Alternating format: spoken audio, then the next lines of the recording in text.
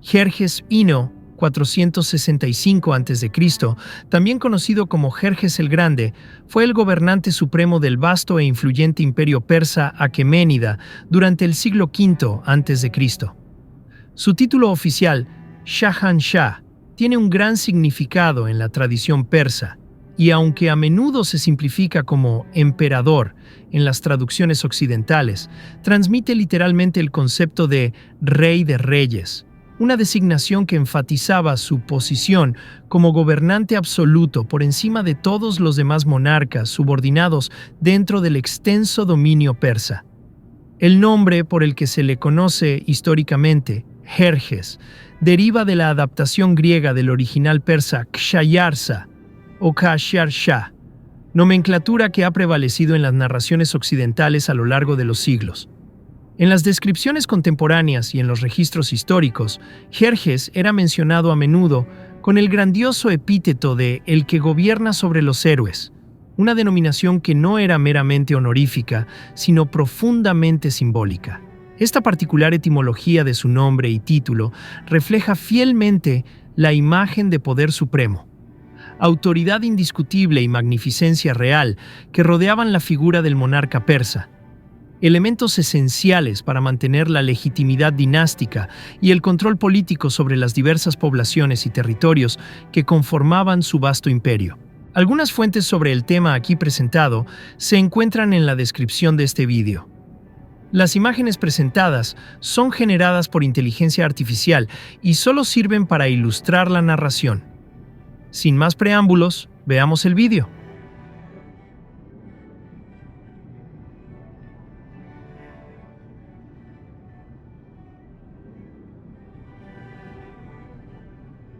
Jerjes era hijo de Darío el Grande, 486 a.C. Su madre, Atosa, era hija de Ciro el Grande, 530 a.C., fundador del imperio persa. Este linaje le dio una conexión directa con el legado imperial de su abuelo materno, factor clave para su ascenso al trono. Aunque no era el hijo mayor de Darío, su posición como primer hijo del matrimonio con Atosa le dio un estatus privilegiado en la jerarquía sucesoria persa.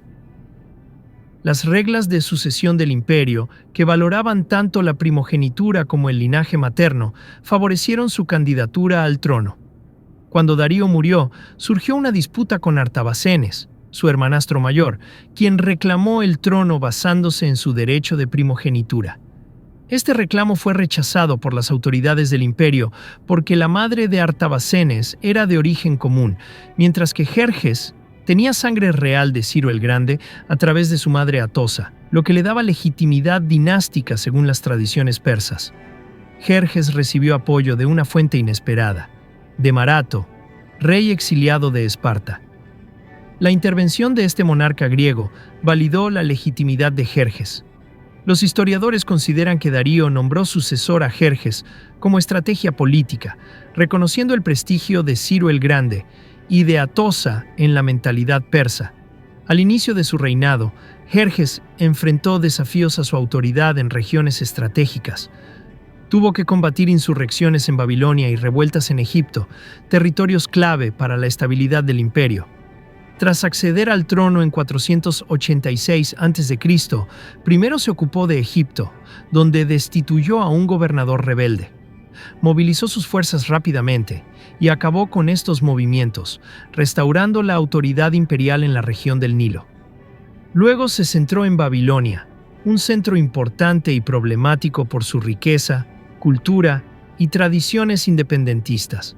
Allí habían surgido dos líderes nacionalistas que aprovechaban el sentimiento antipersa. El segundo, Shamash-Sheriba, fue una amenaza seria hasta que lo derrotó el yerno de Jerjes. La represión posterior fue severa. Destruyeron las fortificaciones de Babilonia, saquearon sus templos y destruyeron la estatua de Marduk, deidad principal. Este acto tuvo dimensiones políticas y religiosas importantes.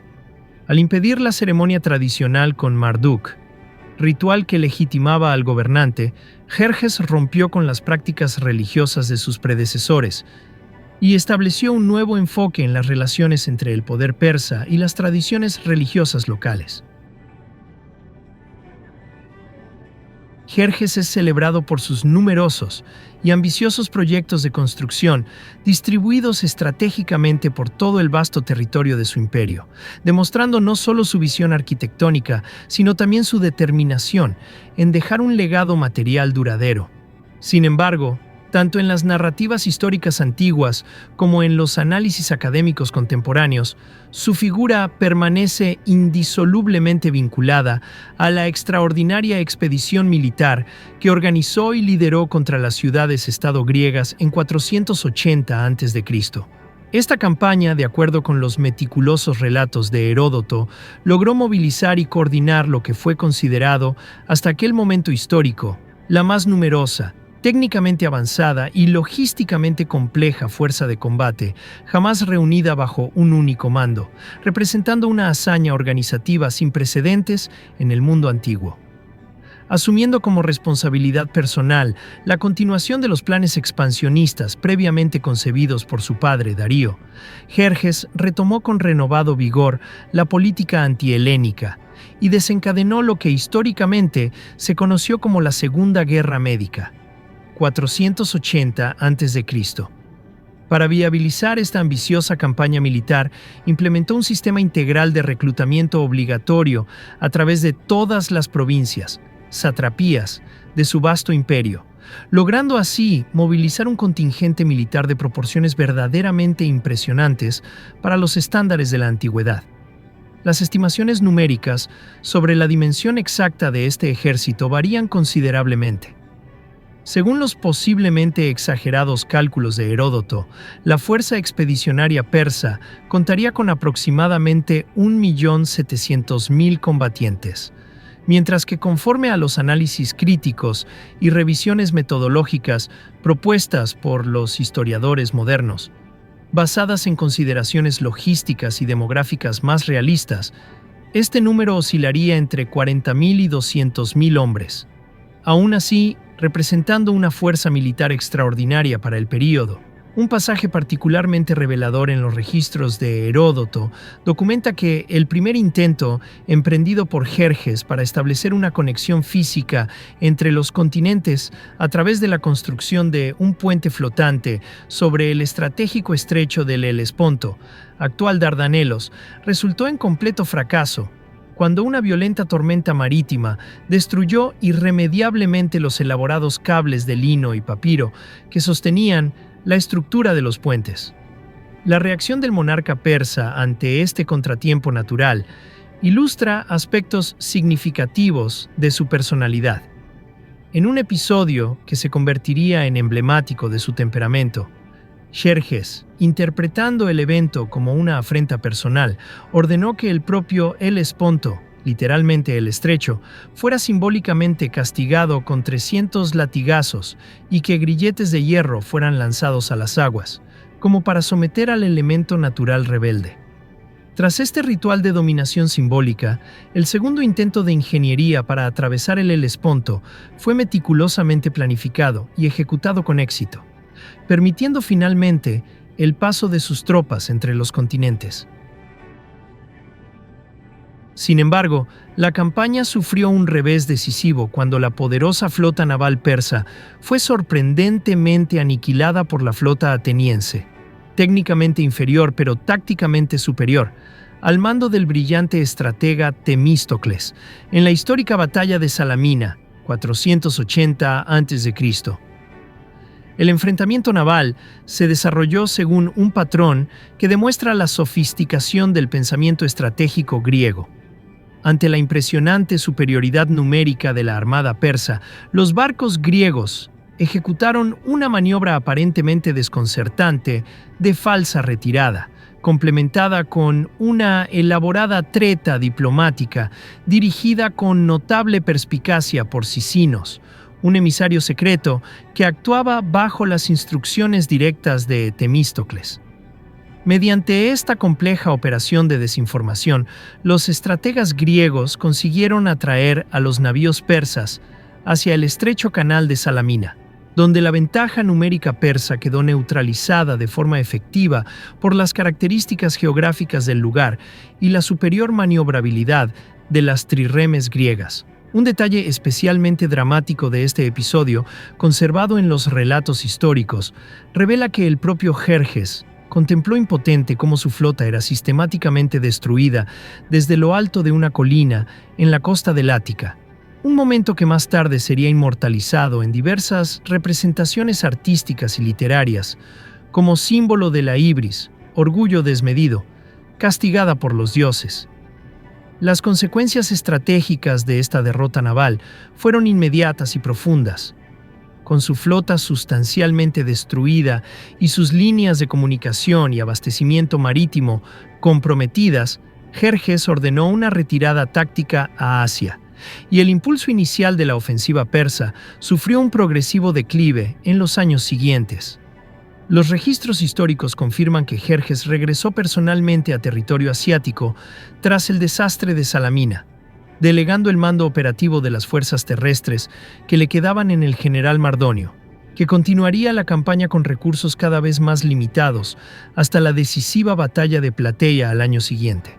Tras este importante revés militar en Grecia, que supuso la primera gran derrota exterior de su administración, Jerjes I reorientó su atención y los vastos recursos del imperio hacia un ambicioso y costoso programa de construcción monumental en Persépolis, llevado a cabo con un considerable coste económico para sus súbditos a través de un aumento de la fiscalidad imperial. Entre las numerosas iniciativas arquitectónicas de este periodo destacan la construcción de un nuevo complejo palaciego de impresionantes proporciones, y el inicio de las obras de la monumental Sala de las 100 Columnas, Apadana, una estructura ceremonial de dimensiones sin precedentes en el mundo antiguo, con un elaborado sistema de columnas y relieves esculpidos que representan a las distintas naciones tributarias del imperio. Una vez consolidada su posición interna, tras su regreso de Grecia, Jerjes reorientó gradualmente sus energías hacia la reanudación y ampliación de sus anteriores proyectos constructivos, diseñando monumentos cada vez más grandiosos y elaborados, que sirvieran simultáneamente para conmemorar los aspectos positivos de su reinado y establecer una clara distinción arquitectónica entre su legado material y el dejado por su padre Darío, creando así una identidad visual propia para su administración imperial que sobreviviría a los relatos negativos de su campaña occidental. Aunque no existe consenso académico sobre la influencia del zoroastrismo en Jerjes y sus predecesores, se reconoce ampliamente que Jerjes era un ferviente devoto de Ahura Mazda, considerándolo la deidad suprema. Sin embargo, Ahura Mazda también era venerado por los seguidores de la tradición religiosa indo-iraní. En cuanto a su postura hacia otras religiones, Jerjes mantuvo la política de sus predecesores. Buscó el apoyo de los líderes religiosos locales, ofreció sacrificios a las deidades regionales y destruyó templos solo en los territorios rebeldes. Los relatos históricos mencionan que Jerjes, durante su marcha hacia el Helesponto, quedó fascinado por la belleza de un plátano. Su admiración era tan intensa que lo decoró con ornamentos de oro y destinó un destacamento de sus inmortales, su tropa de élite, a protegerlo. Aunque el autor griego Eliano, Varia Historia 2.14, ridiculizó posteriormente a Jerjes por este gesto, interpretándolo como idolatría, tal comportamiento se ajustaba perfectamente a las tradiciones reales de su dinastía. Como señala Pierre Briand, especialista en la historia del Imperio Persa, era habitual que los monarcas persas se representaran venerando el plátano como árbol de la vida. Jerjes se casó con la princesa Mestris, hija de Otanes, que le dio 5 hijos: Darío, Histaspes, Artajerjes y Mímoro, R. 465-424 a.C., Acamenes y 2 hijas, Amitis y Rodogune. Su carrera se detuvo abruptamente cuando su ministro Artabano, a diferencia de su tío homónimo, lo asesinó, eliminando también a su hijo Darío. Artajerjes I, otro hijo de Jerjes, vengó estas muertes ejecutando a Artabano, Subió al trono y continuó los ambiciosos proyectos arquitectónicos de su padre, reclamándolos como propios para aumentar su propio prestigio. La posteridad de Jerjes I se vio profundamente influida por los escritos griegos, especialmente la tragedia Los persas de Esquilo, veterano de las guerras médicas, y los detallados relatos de Heródoto sobre la invasión persa, cuyo propósito era preservar la memoria de las victorias griegas. En estas narraciones, Jerjes emerge como una figura trágica, el déspota absoluto de un vasto imperio en contraste con las pequeñas ciudades-estado griegas que luchaban por la libertad. Estas poderosas representaciones han moldeado tan intensamente la percepción del reinado y la personalidad de Jerjes que otros testimonios contemporáneos de distintas regiones del imperio han sido subordinados y distorsionados para adaptarse a tales prejuicios. Investigaciones recientes revelan que, desde la perspectiva del propio imperio aqueménida, las guerras contra los griegos no representaron más que un episodio aislado en una región periférica del imperio.